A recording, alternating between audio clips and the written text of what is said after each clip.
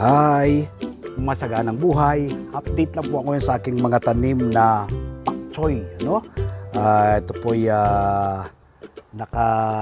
nakasabit po sa isang steel matting at nakadikit po sa pader. No? Ito po mula nung aking may transplant 1 week. No? So isang linggo mula ng aking may transplant dito po sa steel matting. Napakaganda na po nila. Ang ganda na ng mga bulas nila. Oh. Tingnan po natin ha. Napakaganda na. Yan po, ang ganda na po nila. Oh. Yan. Nasa steel matting po. Nakadikit po sa pader. No? Yung steel matting dinikit ko sa pader tapos itinali ko po sila dyan. Yan. Nasa ano po ito, ano? 40 pieces na bote ng soft drinks. Yan, gaganda nila, oh. Lusog na, oh. Yan. Siguro mga 2 weeks from now, no? Pwede ka na namang umarbe sa mga ito. Yan, ang ating mga tanim na pak choy. Ang nakatanim po sa mga bote ng soft drinks. Yan, lalusog na nila, oh. Yan. Yan. Gawin nyo rin po dito, no? Magtanim din po kayo ng ganito. Kahit wala kayong enough space sa Metro Manila kayo nakatira, pwede po kayong magtanim ng ganito. Yan. Sa pagtatanim po ng pak choy, dapat po itong seeds ay ipupunla nyo po muna, no? Pagkapunla, 1 week sprout na po yan. Tapos palipas ka pa ng mga hanggang 10 days, pwede na po yung i-transplant. Ano? Tapos pagkaka-transplant, isang buwan lang po ay makaka-harvest ka na ng tawag ng iba rito ay pak choy. So itong ating level, itong binili nating itong kanyang Taiwan pechay yung nakalagay. Kita niyo po, ano? Hindi po ito yung mga pechay natin na nakikita dito sa ating bansa. Kakaiba po siya, no? Meron na po sa isang sikat na ano ngayon, ano? Banggitin ko na yung Chowking, ano? Meron na po sa ngayon ganito.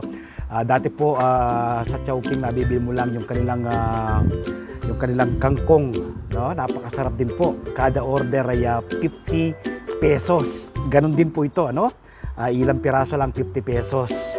So napakasimple lang naman pong itanim at alagaan. Ito nga, sa mga bote nga po ng soft drinks ay pwede kayong magtanim ng ganito.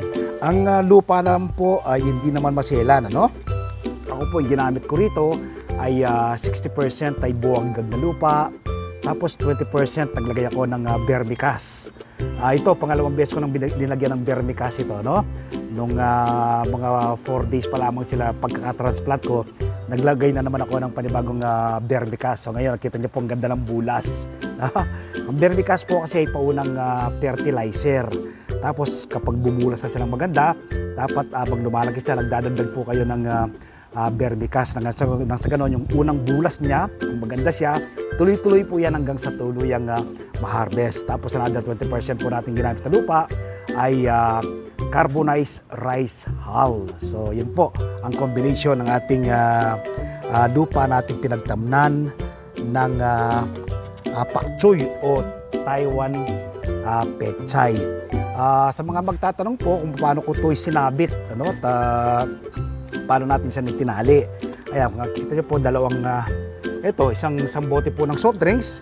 Yung pong ilalim, naglagay po tayo ng alambre, no? Tinusok ko po yung alambre galing sa loob papalabas, tapos ikinawit ko po siya dito sa ating steel matting. Kaya andyan po sila, no?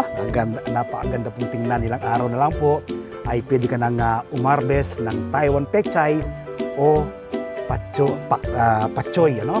Nawa po mula yung araw na mapanood nyo, kung magtanim rin po kayo ng Taiwan pechay o pak choy.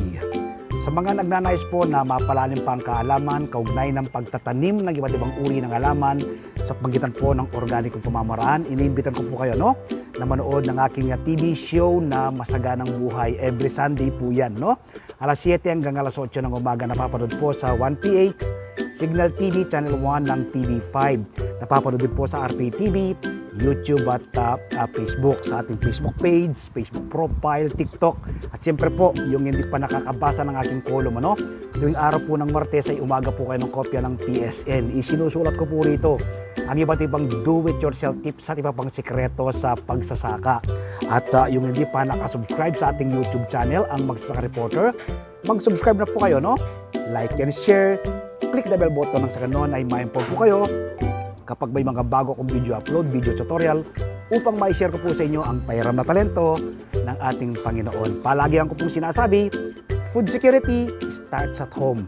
Nagawa ko po ito, magagawa rin po nyo. Salamat po. Happy farming! God bless!